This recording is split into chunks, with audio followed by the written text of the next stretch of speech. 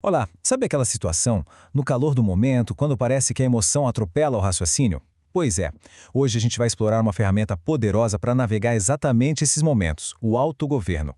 É, no fundo, a habilidade de não ser engolido pelo agora. Vamos mergulhar nisso?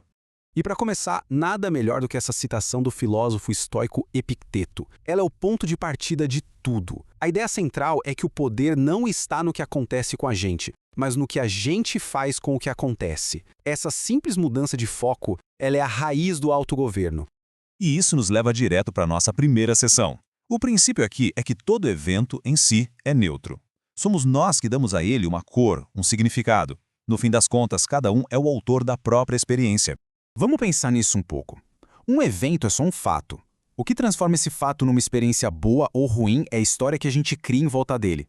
Pensa, por exemplo, numa demissão. Para uma pessoa, pode ser o fim do mundo, uma catástrofe. Para outra, pode ser uma libertação, a chance de começar algo novo. O evento é o mesmíssimo, percebe? O que muda é a narrativa que cada um constrói. E essa frase ilustra isso de um jeito brilhante. As circunstâncias, o céu, podem ser as mesmas para todo mundo. Mas o nosso horizonte, a nossa paisagem interna, é ser moldada pela história que a gente escolhe contar. O autogoverno começa exatamente aí, quando a gente reconhece esse poder de ser o autor. Agora a gente precisa fazer uma distinção que, olha, muda o jogo completamente.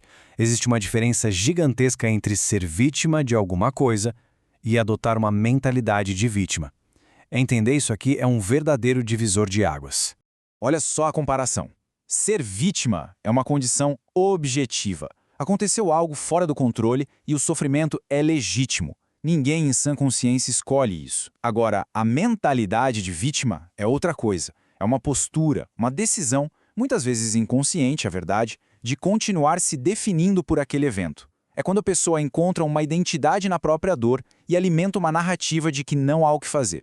E essa metáfora é perfeita para isso. Os eventos, os pássaros, eles vêm e vão, muitas vezes sem o nosso controle. Mas deixar que eles façam um ninho na nossa cabeça, ou seja, deixar que a narrativa de vítima domine os nossos pensamentos, isso sim é uma escolha. O autogoverno é a arte de não deixar esse ninho ser construído. Tá, mas por que é tão difícil fazer isso na hora H? A resposta está na nossa biologia, na verdade.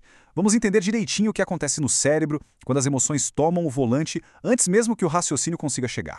O nome disso é sequestro da amígdala, um termo popularizado pelo Daniel Goleman e baseado nos estudos do neurocientista Antônio Damasio. É basicamente quando o nosso centro emocional, a amígdala, reage de forma tão rápida e intensa que o nosso cérebro racional, o córtex pré-frontal, fica para trás, sem tempo de analisar a situação com calma. Esse processo acontece em 3 etapas, mais ou menos. Primeiro, vem a emoção. É o gatilho, a resposta biológica automática. O coração dispara, o corpo reage. Não tem escolha aí. Depois vem o sentimento. Aqui a mente entra em cena e cria a narrativa sobre aquela emoção. É quando surge o "estou com raiva, isso não é justo". E por fim, a ação. É quando esse sentimento se transforma em palavras, em atitudes.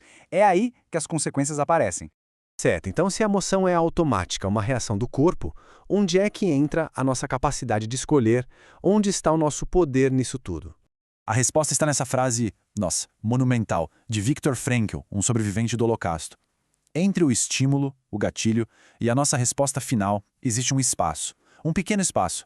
E é exatamente aí, nesse espacinho de consciência, que mora todo o nosso poder, toda a nossa liberdade. Esse é o território do autogoverno. Mas para isso não ficar só na teoria, vamos dar uma olhada num exemplo bem prático e até extremo de como esses princípios funcionam quando a pressão é imensa.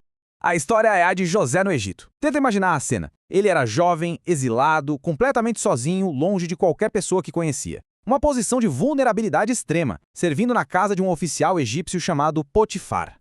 E o teste veio na forma de uma pressão constante, diária, da esposa de Potifar. Não foi um convite uma vez só, foi um assédio implacável. E o gatilho emocional aqui era poderoso. Não era só questão sensual, mas também a tentação de encontrar algum tipo de afeto, de pertencimento, no meio daquela solidão toda.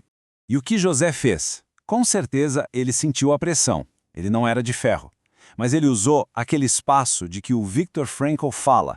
Ele não deixou a emoção virar um sentimento avassalador e, em seguida, uma ação que destruiria tudo. Ele fez uma pausa consciente e escolheu. Essa citação da história dele revela exatamente o que estava acontecendo dentro daquele espaço. Ele não reagiu ao estímulo imediato. Pelo contrário, ele se conectou com algo mais profundo, com os valores dele, com a identidade dele. A resposta foi baseada em quem ele era e não na pressão que estava sentindo.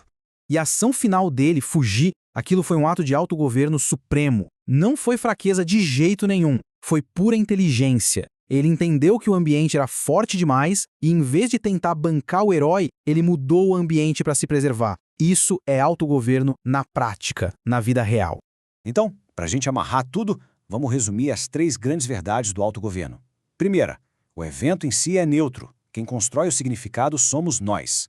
Segunda, uma coisa é ser vítima de uma situação, outra, bem diferente, é adotar uma identidade de vítima. E terceira, e talvez a mais importante, nossa liberdade mora naquele espacinho precioso entre o estímulo e a resposta. E no fim das contas, a questão que fica não é sobre o que aconteceu. O evento, seja ele qual for, já passou. A verdadeira pergunta que importa de verdade é: qual história a gente vai construir a partir de agora? A caneta está na nossa mão.